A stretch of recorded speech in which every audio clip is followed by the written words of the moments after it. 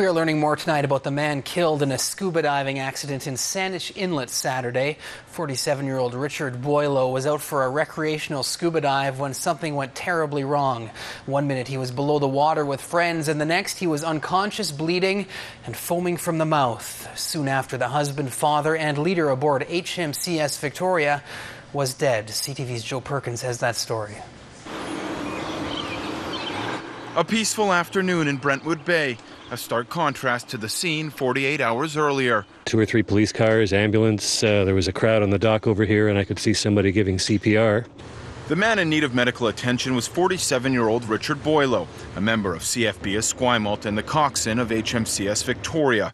Boileau and 2 others were out for a recreational scuba dive in the Saanich Inlet just south of Bamberton when something went wrong.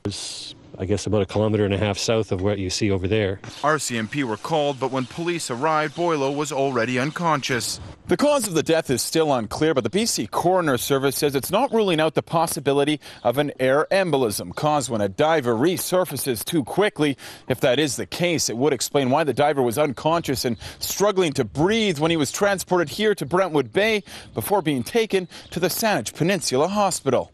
Somewhere along the way, Boileau was pronounced dead. News of the death has put a dark cloud over Victoria's scuba diving community. It's an accident, really, in the sense of, the most horrible accident you can imagine. I think it's a sport that doesn't allow much room for error. The BC Coroners Service says the men were experienced divers with top-of-the-line gear, but divers say it's a complicated hobby, and an air embolism caused when gas bubbles enter the bloodstream, usually during ascent, can occur. It's several events unfolding that you may not necessarily have control over. The BC Coroners Service hopes to answer the many questions still needing answers, none more pressing than what went wrong.